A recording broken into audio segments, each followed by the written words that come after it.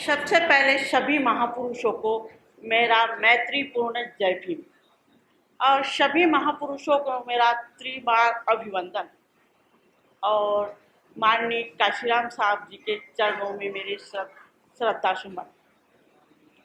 साथियों, हम आज धम्मभूमि श्रेष्ठ के राष्ट्रीय अधिवेशन में सम्मिलित हुए हैं।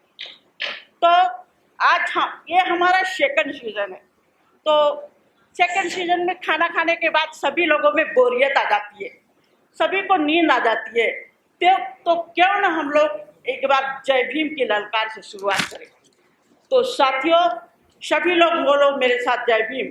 जय भीम हमारी आन है साथियों, जय भीम हमारी शान है और जय भीम हमारा सम्मान है और जय भीम ही हमारा आत्मविश्वास है, जय भीम ही हमारा हक है और जय भीम ही हमें जीने की ललकार सिखाता है। तो साथियों, मेरे साथ एक बार जोश से उत्साह से बोलिए, जय भीम, जय जय जय जय जय भीम, जय जय जय जय जय भीम।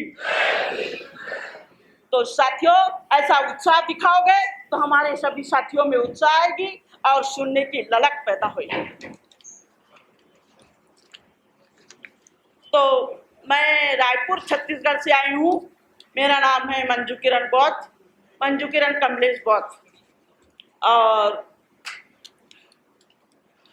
मैं इस धम्मभूमि श्रेष्ठ से 2 सालों से जुड़ी हूँ और यहाँ पर आए हुए सभी हम लोग 13 राज्यों के अतिथि यहाँ पर आए हुए हैं। सभी ने अपनी उपस्थिति दर्ज कराई। उसी के साथ मेरे धम्मभूमि से जुड़े हुए छोटे छोटे बच्चे जो बहुत ही हर्ष उल्लास से अपना समय दे करके अपना अमूल्य पढ़ाई का समय दे करके बाबा साहब के प्रति उनकी जागरूकता देखिए, जो अपने अपने स्थानों से यहाँ पर पहुँचे हुए हैं। तो उनको भी मैं बहुत ही हृदय से साधुवाद देना चाहती हूँ। और यहाँ मेरे मंच पे आसीन श्रद्धेय मेरे गुरु बौद्ध भिक्षु, उनको भी मैं श्रद्धेय तीर्मान नमन करती हूँ और मेरे पद पर आसीन सभी मेरी साथियों, उनका भी मैं साधुवाद देती हूँ।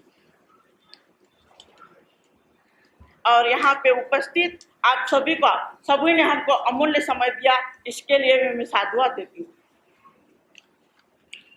साथियों, आज वैसे तो हम लोग इस 2 साल की इस कठिन परिस्थितियों से आगे आकर बड़े मुश्किल से आगे आए और हम इस धम्मभूमि के कार्यक्रम में एकत्रित हुए।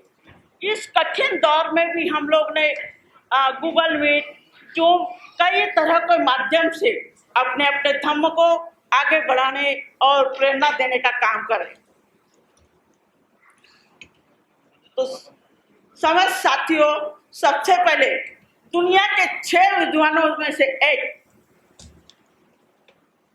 सबसे पहले दुनिया के 6 परम पूज्य डॉक्टर बाबा साहब भीमराव अंबेडकर एवं महामानव का साथ देने वाली माता रमाई को सबसे पहले वंदन करती हूँ। और पूरे विश्व को धम्म क्रांति का संदेश देने वाले, दुनिया में समता, स्वतंत्रता, बंधुता, न्याय प्रस्तावित कर अपनी जिंदगी के 45 साल मूल निवासियों को उत्थान के लिए कुर्बान करने वाले करुणा के सागर, महाकारुणिक, विश्व वंदनीय शाक्य मुनि तथागत गौतम बुद्ध बौद्ध धर्म के प्रचार प्रसार हेतु राजा होने के बावजूद अपने बेटे और बेटी महेंद्र एवं संघमित्रा को भिक्षु भिक्षुनी बनाकर कुर्बानी करने वाले चक्रवर्ती प्रियदर्शी सम्राट अशोक एवं भारत में महिलाओं को शिक्षण देने वाले महात्मा ज्योतिबा फुले, सावित्रीबाई फुले, राष्ट्रपिता ज्योतिबा फुले, इन सभी को मैं 3 बार वंदन करती हूँ। साथियों, जब और जहाँ पर भी हम ऐसे पर्व मनाते हैं तो हमें उन दिनों की याद आती है, किस कष्ट, मुसीबत और कुर्बानियों का सामना कर हमारे महापुरुषों ने यह स्थान हमें दिया। और उन्हीं की कुर्बानियों के तहत हम इस स्थान पे खड़े हो पाए। आज मैं सभी महिलाओं को भी बहुत साधुवाद देती हूँ, क्योंकि उन्होंने अपना अमूल्य समय हमें दिया। आज महिलाओं का जीना आसान नहीं होता, आज महिलाओं का जीना आसान नहीं होता अगर पैदा भीमराव नहीं होता, डीएम सीएम कोई महिला नहीं होती अगर हमारे बाबा साहब ने संविधान नहीं लिखा होता। आज और इसके पहले मैं सबसे पहले अपने सर सिद्धार्थ स्वरूप जी को बहुत बहुत धन्यवाद साधुवाद देना चाहती हूँ। उन्हीं के योगदान से हम इस जगह पे आ पाए। कहाँ हमारा छत्तीसगढ़, और वहाँ से मैं यहाँ पर आकर के बोल रही हूँ।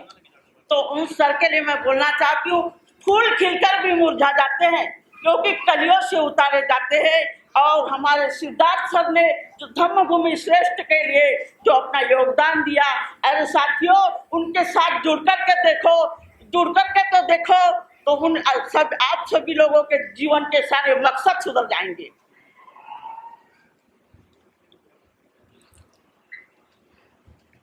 श्रद्धेय सर 24 जुलाई से धम्म क्लास की पाठशाला दे रहे हैं, जिसमें हमारे सारे छोटे छोटे बच्चे अपना अमूल्य योगदान दे रहे हैं। सर उन्हें प्रज्ञावान, ज्ञानवान और धम्मवान इस प्रकार की शिक्षा दे रहे हैं। कितनी भी कठिन परिस्थिति हो, लेकिन हमारे छोटे छोटे बच्चे इस पाठशाला में जुड़ते हैं। तो मैं अपनी बहनों से निवेदन करती हूँ, अपना अमूल्य समय अपने बच्चों पे दे। तो पढ़ाई के प्रति तो दे, लेकिन अपने धम्म के प्रति भी जागरूक करें।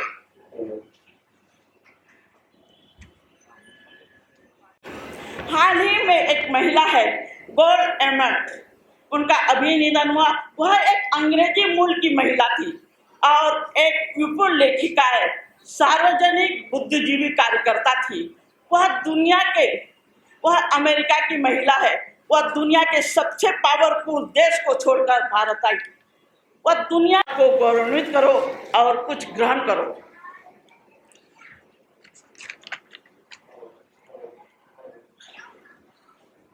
थाईलैंड की एकमात्र थेरवाद भिक्षुनी अय्या खेमा एक जर्मन अमेरिका शिक्षक थी। उन्होंने महिलाओं को अनेकों शिक्षा के केंद्र खोला, इंटरनेशनल लेवल पर काम करके महिलाओं को आगे बढ़ाया। हमें सावित्रीबाई, फातिमा से रमाबाई, इन सभी के त्याग को जानना है और उन्होंने कैसा अपना त्याग किया, उसके लिए भी हमें कुछ काम करना है और धम्म मिशन को आगे बढ़ाना है। हम धम्म से जुड़कर, धम्मभूमि श्रेष्ठ के कार्यक्रम से जुड़कर अपने आप को, अपने परिवार को और समाज को जागरूक करें और पत्रिका में लेख लिखे, प्रचार प्रसार के माध्यम बनाए, अपने आप को मजबूत बनाए। आज इस कठिन दौर से हम तनिक भी भटक जाएंगे तो बाबा साहब के मूल मंत्र को नई दिशा नहीं दे पाएंगे। साथियों, शिक्षा से संस्कार बनाओ, संस्कार से इज्जत तुम्हें स्वर्ण मिलेगी। बाबा साहब के मूल मंत्र को नई हवाएं खिलेगी। खरी कोठी कसौटी में बाबा की अपने आप को तौलो, आओ मिलकर जय भीम बोलो। साथियों, हमें यशोधरा के त्याग को भी नहीं भूलना चाहिए। अगर यशोधरा नहीं होती, अगर यशोधरा तथागत के परिवार को नहीं संभाल पाती तो तथागत आज बुद्ध नहीं बन, सिद्धार्थ आज बुद्ध नहीं बन पाते। उस महामहिलाओं के त्याग को भी हमें समझना चाहिए। साथियों, बाबा साहब ने हमें दो आंखें दी है, एक धम्म और एक कानून। तो साथियों, सबसे पहले जब तक हम धम्म को पढ़ेंगे नहीं, उसकी गहराइयों में नहीं जा पाएंगे, उसका आचरण नहीं कर पाएंगे, तो हमें उसको जान कैसे पाएंगे। और हमें अपने कानून को भी पढ़ना चाहिए। पौधों को जिस तरह पानी की जरूरत होती है, उसी वैसे ही विचारों को प्रचार प्रसार की जरूरत होती है।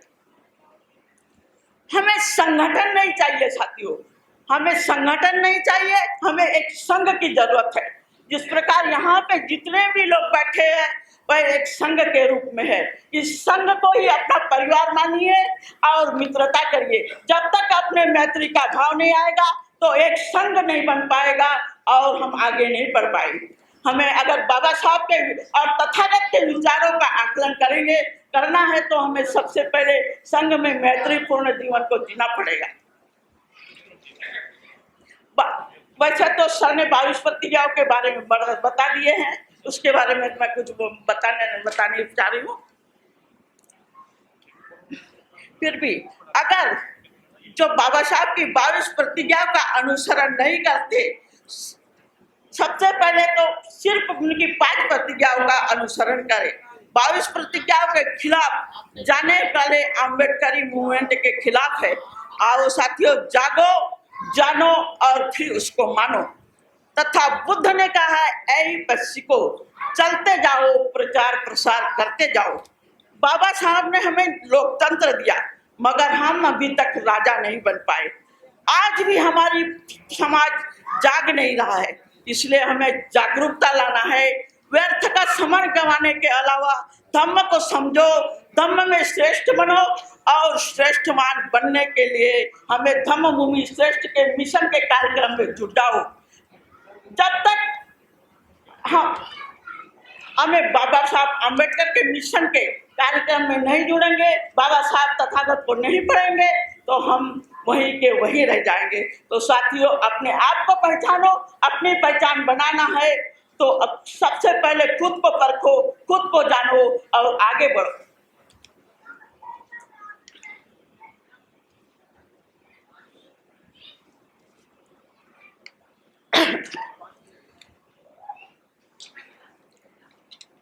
हमें अपना संघ बनाना है। त्रिपिटक भी हमारा एक संघ था।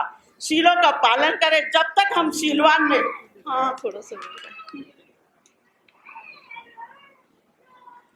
नहीं बन पाएंगे तो हम विचारों पे काम नहीं करना चाहिए। तो साथियों, हमें शीलवान भी बनना चाहिए।